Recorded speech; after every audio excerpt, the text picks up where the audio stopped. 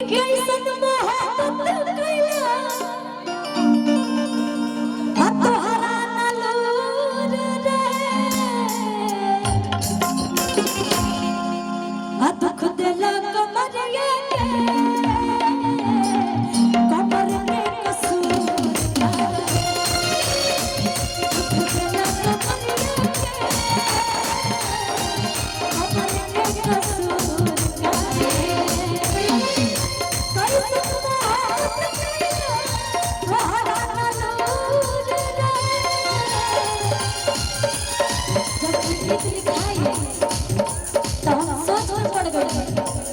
Sad song हो कि लोकगीत हो कि लव सॉन्ग है क्या हो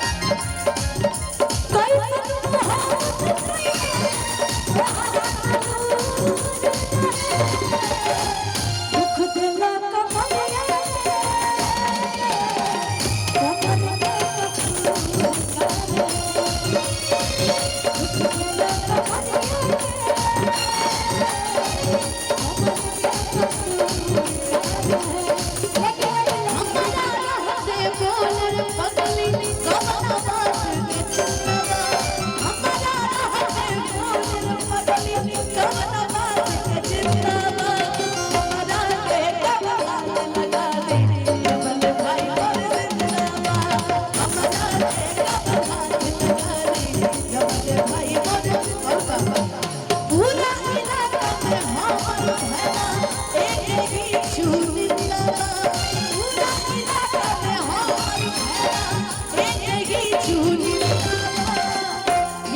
भैया ये भी भाई है। अच्छा हमारे मुकेश भैया भाई है, तो मैं मुकेश भैया के लिए भी गाती हूँ और उनके सारे भाई के लिए गाती हूँ, क्योंकि मेरा भाई करोड़ों में एक है।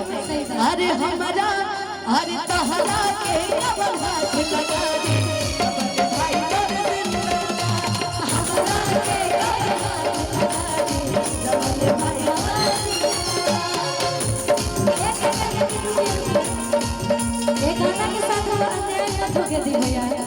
ये गाना के साथ अन्याय होता रहा बजावत नहीं खेता हाँ ना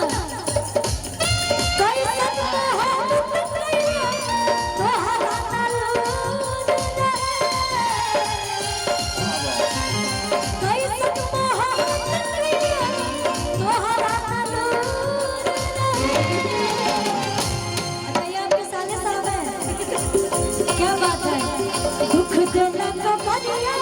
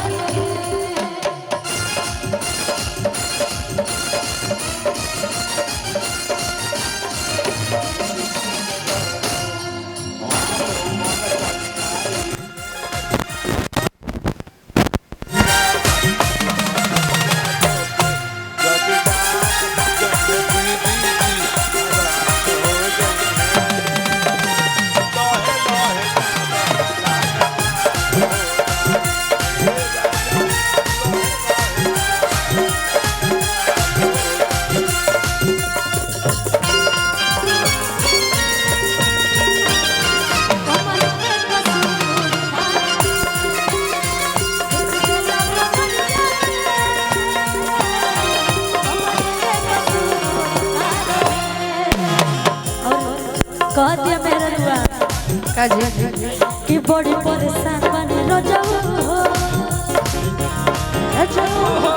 तो हसे हैरान बने रजाऊ हो तो हसे हैरान बने रजाऊ बड़ी परेशान बने रजाऊ हो तो हसे हैरान रजाऊ हो मरले ना जाओ मोर दुल्हन राजा मरले ना जाओ मोर दुल्हन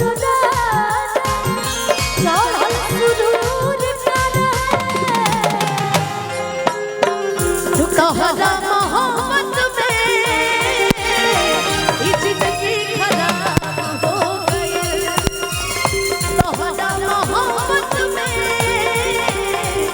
जिंदगी खराब हो गई। दिल जब से तोड़ा हमारा के छोड़ा, दिल जब से तोड़ा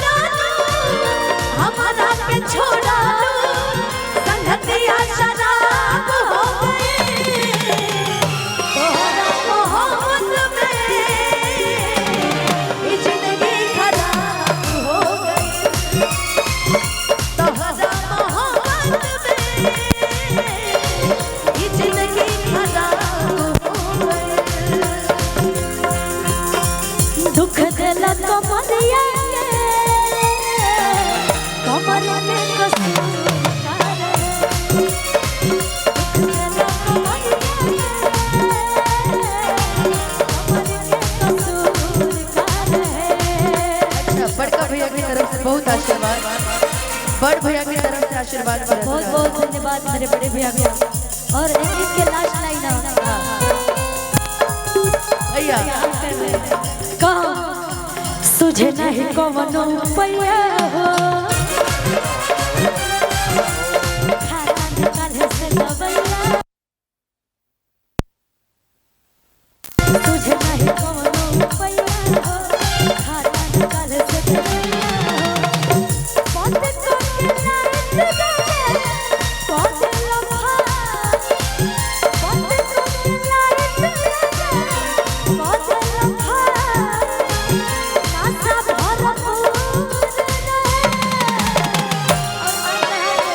दुख दिला को मरिया हमर के कसूर का है दुख दिला को मरिया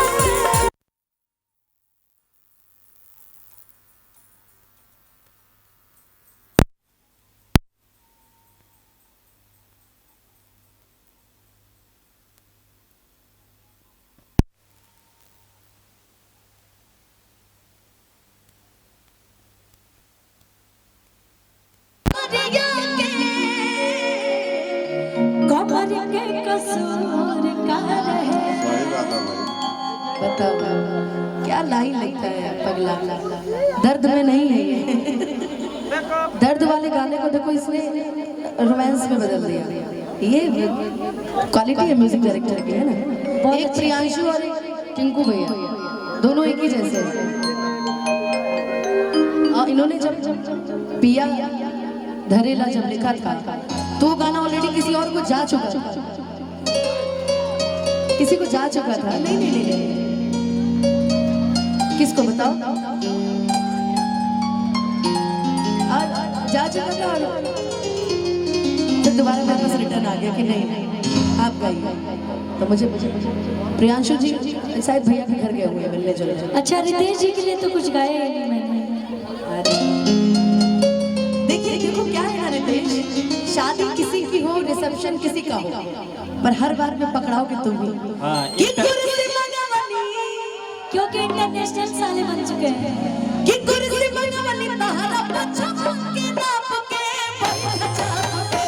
अरे कुर्सी मंगवली तहरा पछा के नाप के ना लगा सॉरी अरे बैठ चाप के ना लगा दिल का बाबू के बैठ चाप बैठ चाप कुर्सी मंगवली तहरा पछा के नाप के बैठ चाप कुर्सी मंगवली तहरा पछा के नाप के ना लगा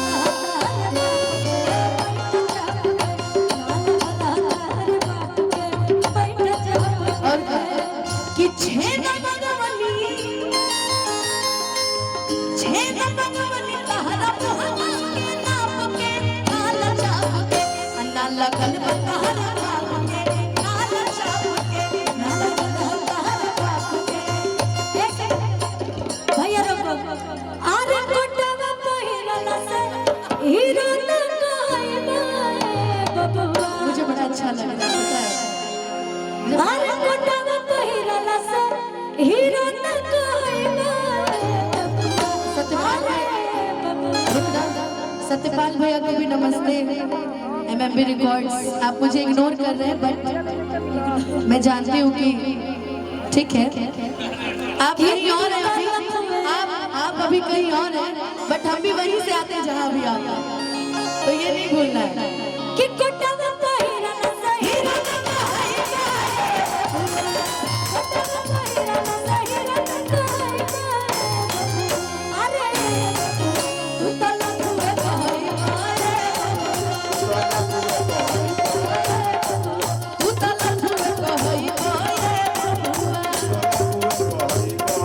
अब हमें इंतजार है प्रियांशु जी की शादी की। लेकिन मैं एक गाना गाऊंगी अरे ही रहवा ही तैनी भाई बाका, ही रहवा ही तैनी भाई बाका भला ना मुँह मरा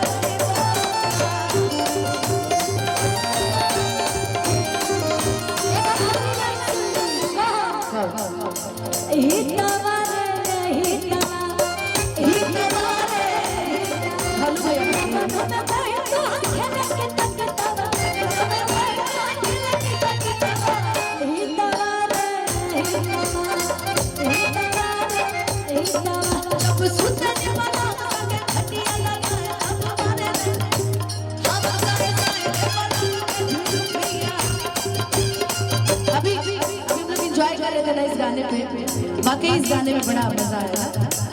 सही बात है। धनु जी की टीम बताओ।